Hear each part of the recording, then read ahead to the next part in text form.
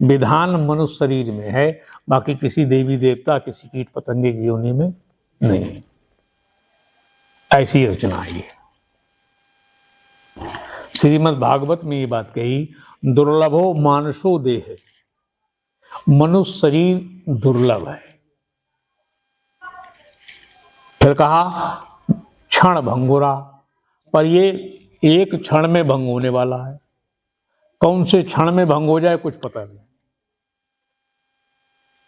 तो ये है तो दुर्लभ, पर क्षण भंगुर है। तो कम समय है इसके पास, तो क्षण ही मात्र है। तो अब आपको क्या करना है? व्यवसाय करना है, खेती करनी है, विवाह करना है, प्रजा उत्पन्न करनी है, शासन करना है, क्या करना है? ये पूरा संसार आपको भोगने के लिए है।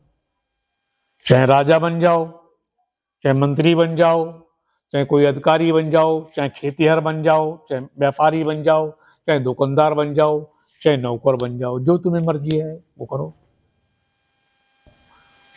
क्या समझे? इन सब के करने से आप सुखी हो नहीं सकते कभी भी। न संतान से हो सकते हैं, न धन से हो सकते हैं, न किसी और किसी प्रकार के कर्म से आप सुखी हो सकते हैं। ना धन से, ना संतान से,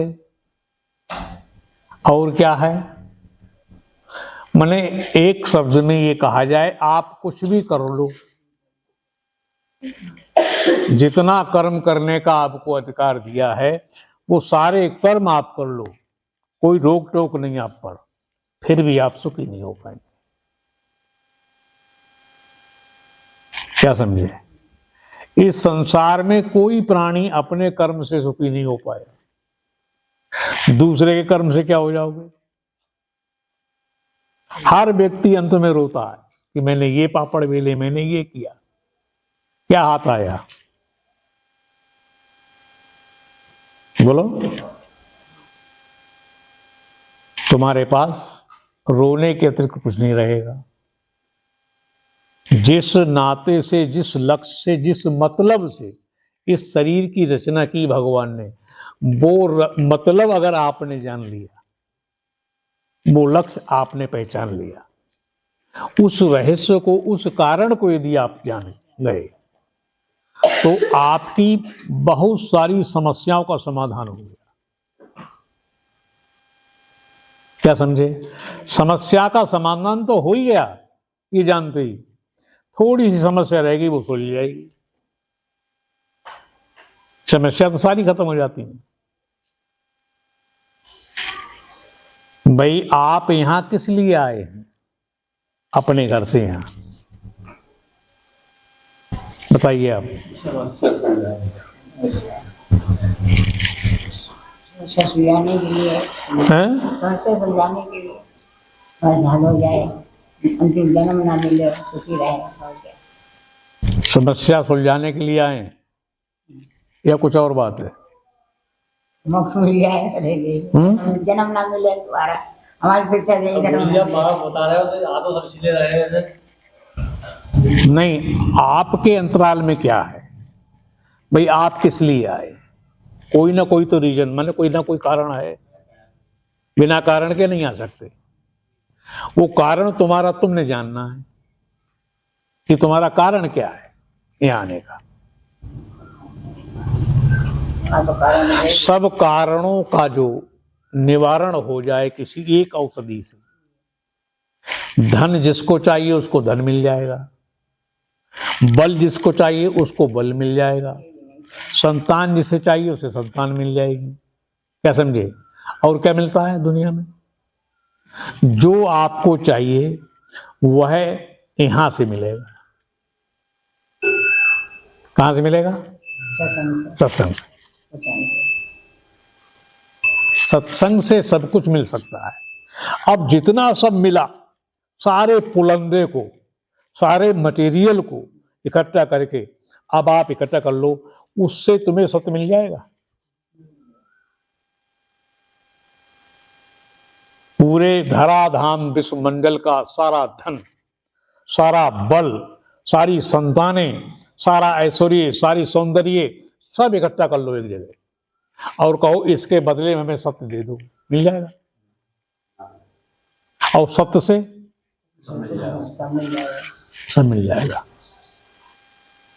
तो अब दूसरी बात, ये बात तय हो गई, क्लियर हो गई। दूसरी बात, सत्य से कौन मिल सकता है? जप मिल सकता है, तप, ध्यान, समाधि, पूजा पाठ, सुमरन, कोई चीज मिल सकती है? ऐसी एक वस्तु लाओ ढूंढ के संसार में जो सत्य से मिल जाए। सत्य से सत्य मिल सकता है। भाई सत्य में मेल हो जाए, उसका संग हो जाए। सत्य से उसका संग माने मेल, एकता। उसको हम पकड़े, जैसे सोने में सोना मिला दिया तो जाएं जिधर से देखें तो मिल जाएगा कि नहीं? तो ऐसे मेल हो जाए उसका उससे। तो बताओ कौन चीज है दुनिया में? सत्य तो है ही है, उससे सत्य का सत्य क्या होगा?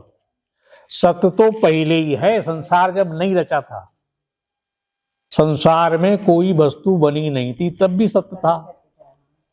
जब कुछ नहीं रहेगा तो भी सत्य रहेगा। तो उस सत्य से क्या मिल सकता है? उसमें हम क्या डालें, क्या मिलाएं?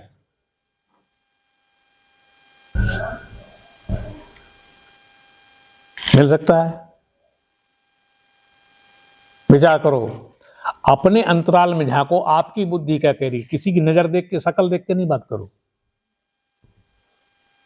नहीं मिल सकता कुछ।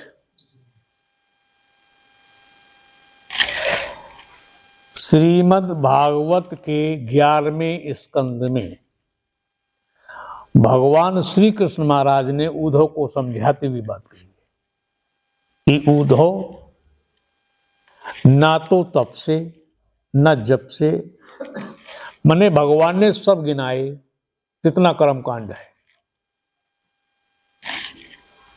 किसी भी प्रकार से मुझे कोई प्राणी नहीं पा सकता। जप से भी नहीं, तप से भी नहीं, व्रत से भी, उपवास से और मने किसी अनुष्ठान से, यज्ञ से, किसी चीज से नहीं पा सकता, पा ही नहीं सकता। लेकिन सत्य के वशीभूत हूं मैं, भगवान ने कहा। किसके? सत्य के वशीभूत हूं। सत्संग से अनायास प्राणी मुझे प्राप्त कर लेता है।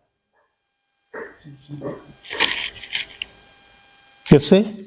सत्संग से अनायास। अनायास समझते हैं? हाँ, माने अपने आप भगवान प्राप्त हो जाता है।